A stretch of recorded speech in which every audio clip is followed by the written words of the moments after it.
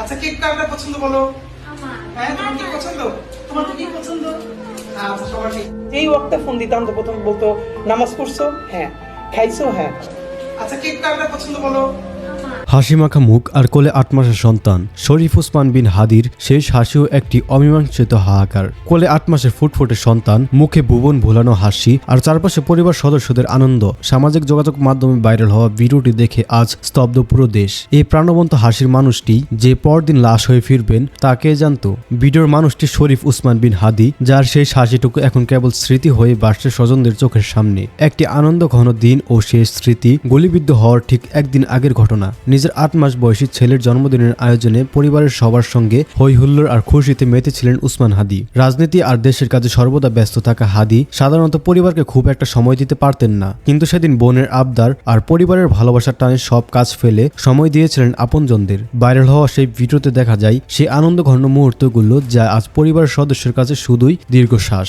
হাদির স্বজনরা জানান, তিনি ছিলেন প্রচন্ড প্রাণবন্ত একজন মানুষ। দেশের স্বার্থে নিজেকে উৎসর্গ করা এই তরুণ রাজনীতিক স্ত্রী ও সন্তানের সঙ্গে খুব কম সময় কাটাতে পারতেন। তবে মৃত্যুর আগে তিনি যেন এক অজানা আশঙ্কায় ভুগছিলেন। ভাইদের কাছে নিজের ৮ মাস বয়সী ছেলেকে সঁপে দিয়ে বলেছিলেন, আমার কিছু হয়ে গেলে তোমরা ওকে মানুষ করবে। ভাই আল্লাহ যদি আমাকে নিয়ে যায়, আমার বাচ্চাটার দিকে একটু খেয়াল রাখবে।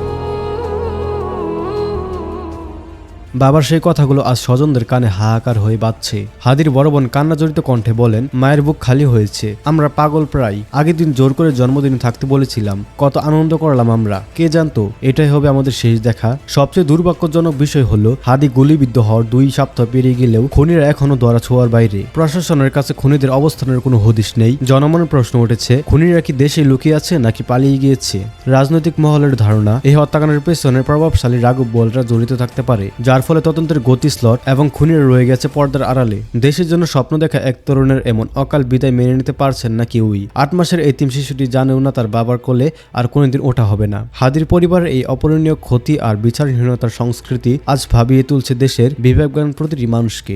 শরীফ ওসমান বিন হাদির এই নির্মম হত্যাকাণ্ড এবং প্রশাসনের ভূমিকা নিয়ে আপনি কি ভাবছেন? অপরাধীরা কেন এখনো ধরা ছোঁয়ার বাইরে? আপনার মতামত কমেন্টে জানান। এদিকে ওসমান হাদির হত্যাকারীদের গ্রেফতার না করা পর্যন্ত শাহবাগ অবরোধ করার ঘোষণা দিয়েছে সংগঠনটি। শুক্রবার দুপুরে ওসমান হাদির হত্যার বিচারের দাবিতে শাহবাগ অবরোধ কর্মসূচি থেকে এই ঘোষণা দেওয়া হয়। একই সঙ্গে দেশের মানুষকে শাহবাগে অবস্থানের আহ্বান জানান শহীদ শরীফ ওসমান বিন হাদির এই সংগঠন ইনকিলাব মঞ্চ।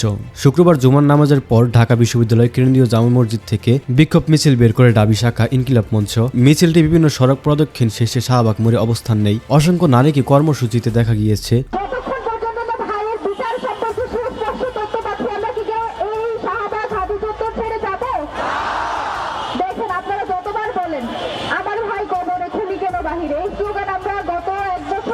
মাধ্যমে ইনকিলাব মঞ্চের নিজস্ব ফেসবুক পোস্ট থেকে এই আহ্বান জানানো হয়। বাংলাদেশের জনগণকে শহীদ ওসমান হাদি হত্যার বিচারের দাবিতে শাহবাগ এসে অবস্থান করার জন্য ওসমান হাদির হত্যাকাণ্ড দ্রুত ও দৃষ্টান্তমূলক বিচারে নিশ্চিত না হওয়া পর্যন্ত তাদের আন্দোলন অব্যাহত থাকবে। একই সঙ্গে বলা হয়, যতক্ষণ সরকারের গুরুত্বপূর্ণ ব্যক্তি শাহবাগে জনতার সামনে এসে জবাব না দিয়ে যাবেন, ততক্ষণ তাদের এই কর্মসূচি চলবে। সরেজমিনে দেখা যায়, দুপুরে জুমার নামাজ শেষে মিছিলের পূর্বে ঘোষণা থাকলেও ছাত্র জনতার সিদ্ধান্তে অবরোধ করা হয় শাহবাগ চত্বর। টিএসসি থেকে মিছিল নিয়ে এসে শাহবাগে বসে পড়ে আন্দোলনকারীরা, এতে বন্ধ হয়ে যায় যান চলাচল।